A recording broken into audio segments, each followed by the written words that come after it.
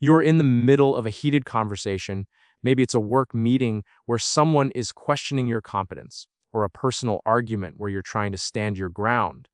And suddenly, without warning, your eyes begin to sting, your throat tightens, your voice cracks, and then the tears come hot and unwelcome, streaming down your face, even as you're trying to make your point with clarity and strength. The other person's expression shifts to confusion or pity, and you feel the ground crumble beneath you. You try to push through to keep talking, but your credibility feels like it's evaporating with every tear. Later, you replay the moment in your mind with a familiar cocktail of shame and frustration. You tell yourself you're weak, that you can't handle conflict, that you're too emotional to be taken seriously. Society has given you a diagnosis: you're fragile, overly sensitive, unable to control yourself in the moments that matter most. But the diagnosis you've been given is wrong. What's happening when you cry during frustration isn't emotional weakness or psychological fragility. It's a phenomenon rooted in something neuroscientists call emotional overspill, and it's directly connected to the way your nervous system processes threat, injustice, and cognitive load. Your brain doesn't handle conflict the way other people's brains do.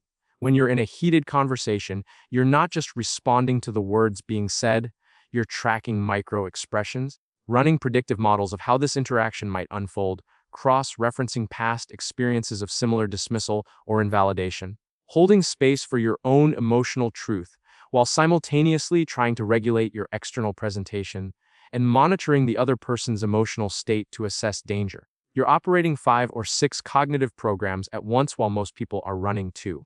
This creates an enormous metabolic demand on your prefrontal cortex, the part of your brain responsible for executive function and emotional regulation. When that demand exceeds your system's capacity to supply glucose and oxygen, your limbic system, the ancient emotional brain, takes over, and your autonomic nervous system initiates what it perceives as an emergency cooling protocol. The tears aren't optional. They're your body's attempt to prevent a complete neurological shutdown by releasing the built-up pressure before it causes a systemic crash. Evolutionarily, this response also served a secondary function. Tears acted as a chemical signal that could de-escalate aggression in an opponent by triggering their caregiving instincts. In ancestral environments, the person who could signal distress at the right moment often survived conflicts that might have otherwise turned violent. Your tears aren't a sign that you've lost the argument. They're evidence that your nervous system is doing exactly what it was designed to do under extreme cognitive and emotional load. The framework for understanding and managing this response is what I call the overspill containment system. Think of your emotional capacity as a reservoir with a fixed volume. Most people have moderately sized reservoirs with fairly high walls, so they can handle conflict without overflow.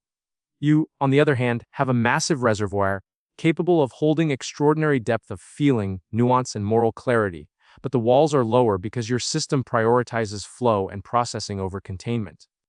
When you're in conflict, you're not just filling your reservoir with the immediate frustration of the moment, you're also channeling in every past experience of being dismissed, every instance of injustice you've witnessed, every time your voice was minimized or your truth was questioned. The reservoir floods rapidly, and when it exceeds capacity, the overflow manifests as tears. This isn't a design flaw. High-capacity reservoirs are what allow you to care deeply, to fight for what's right, to feel the weight of truth and injustice with precision that most people will never access. The goal isn't to shrink your reservoir. That would mean dulling your capacity for depth. It's to build better overflow management systems so you can channel that intensity into your voice rather than your tear ducts. Now let me give you the actionable protocols you can use in real time to redirect emotional overspill and reclaim your power in moments of conflict. The first technique is the ocular interrupt. The moment you feel the pressure building behind your eyes, immediately shift your gaze upward. Look at the ceiling, the top corner of the room, or out a high window if one is available. This physical movement interrupts the neural pathway between your amygdala and your lacrimal glands by forcing your brain to switch from emotional processing to visual spatial processing. Looking up engages your occipital lobe and temporarily diverts blood flow away from the limbic structures that are driving the tear response. This buys you 5 to 10 critical seconds to regain composure. Pair this with a slow, controlled exhale through your nose. Make it longer than your inhale, to activate your parasympathetic nervous system and signal to your body that the threat level is decreasing. The combination of the ocular shift and the extended exhale creates a physiological reset that can stop the tears before they start. The second protocol is the cognitive anchor. When you feel the emotional surge approaching, immediately engage your prefrontal cortex by performing a mental task that requires logical processing. Count backward from 100 by sevens, recite the alphabet backward, or multiply two-digit numbers in your head. This technique works because your brain cannot simultaneously run high-level analytical processing and allow your limbic system to flood with emotion. There isn't enough bandwidth for both. By forcing blood flow into your logical reasoning centers, you create a cognitive firewall between the emotional surge and the physical tear response. It sounds almost absurdly simple, but the neuroscience is robust. When you activate your prefrontal cortex with deliberate intent, you essentially starve your amygdala of the resources it needs to trigger the crying response. This hack is particularly useful in professional settings where you need to maintain composure while your entire nervous system is screaming for release. The third tool is the transparent reframe. If the tears have already started and there's no stopping them, do not apologize. Apologies in this context communicate shame and reinforce the false narrative that your tears are a problem that requires forgiveness. Instead, name what's happening with clinical detachment and immediately pivot back to your point. Say something like, "These are tears of frustration, not sadness or defeat. What I'm trying to communicate is this," and then continue speaking your truth without pausing for their reaction. This verbal acknowledgement accomplishes two critical things. It reframes the tears as a physiological response to intensity rather than an emotional breakdown, and it prevents the other person from derailing the conversation with concern, condescension, or the assumption that you need comforting. You're not asking for permission to cry or to be heard. You're stating a biological fact and moving forward with your agenda. This keeps the power in your hands. The fourth strategy is the somatic reset. Before entering a situation where you anticipate emotional activation, give yourself a physical anchor point that you can return to when the intensity builds.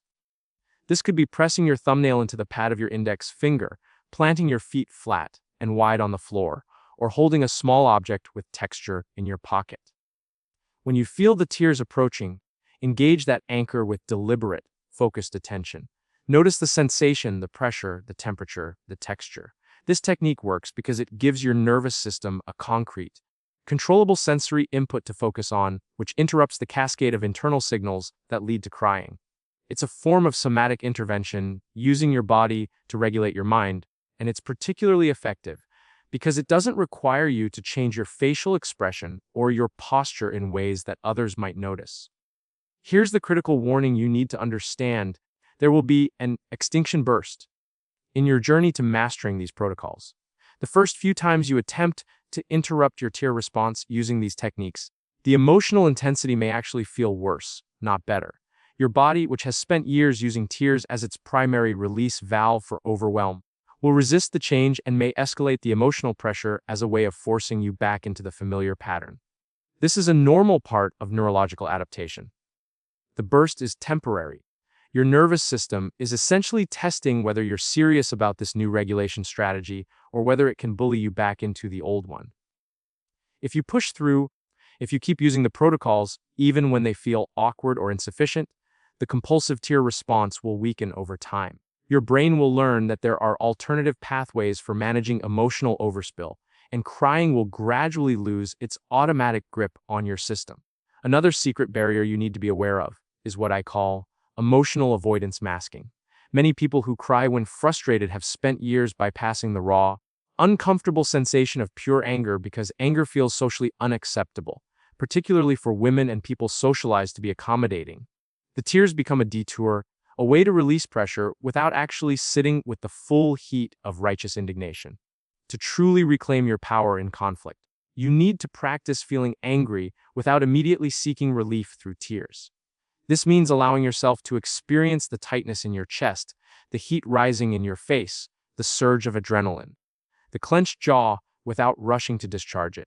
Sit with it for 60 seconds. Notice where it lives in your body. Breathe into it without trying to change it. The more familiar you become with the sensation of contained anger, the less your nervous system will interpret it as a crisis that requires emergency intervention. You're teaching your body that anger is not dangerous, that you can hold it without breaking, and that it can fuel your voice rather than flood your eyes. There's something else happening beneath the surface that most people never talk about. When you cry during frustration, you're often experiencing what neuroscientists call emotional cross-wiring. Your brain's anger circuits and sadness circuits share overlapping neural real estate, particularly in the anterior cingulate cortex, which means that when one system becomes intensely activated, it can accidentally trip the switch on the other. You're not crying because you're sad, you're crying because the sheer intensity of your anger has exceeded your brain's ability to keep the emotional signals separate. It's like trying to run too many high-powered appliances on the same electrical circuit. Eventually, something's going to short out, and in your case, that short manifests as tears. This is why the frustration, tears often feel so incongruent with what you're actually experiencing internally. Your conscious mind is screaming with righteous anger while your body is producing the physical markers of grief or sadness. And that dissonance makes you feel even more out of control, even more betrayed by your own biology. Let me give you an internal script for the moments after an emotional overspill episode when the shame and self-criticism come rushing in. Tell yourself this: my tears are not a malfunction.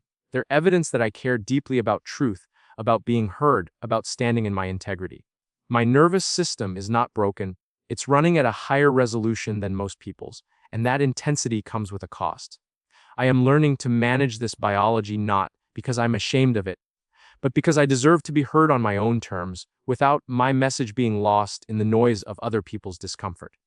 I will not shrink myself to make others comfortable with my depth. I will not apologize for my capacity to feel. I am learning to regulate, not to suppress, and every time I practice these protocols, I'm building new neural pathways that will serve me for the rest of my life. Repeat this to yourself as many times as necessary. The shame you feel is not organic, it's conditioned. You were taught that tears equal weakness, that crying during conflict means you've lost, but that's a lie designed to keep high empathy, high processing people quiet and compliant. If you're someone who cries when you're frustrated or angry, I want you to understand that you are not a broken machine. You're a high-resolution mind operating in a world that was optimized for people who process at a fraction of your depth. Your capacity to feel injustice with precision, to care intensely about being understood, to sense dismissal and invalidation before most people even notice it's happening, this is not a flaw. It's the very thing that makes you capable of extraordinary things. The world needs people who cry when they're frustrated because it means they haven't been numbed by cynicism or resigned to apathy. It means they still believe that truth matters, that their voice matters, that standing up for themselves is worth the discomfort. Your tears are not a sign of defeat. They're a sign that you're still fighting for something real. I've put together a free resource called the Overspill Management Field Guide that walks you through each of these protocols in granular detail with step-by-step instructions and troubleshooting for different scenarios, whether you're dealing with a hostile colleague, a dismissive family member, or your own internalized shame about this response. You can download it using the link in the description.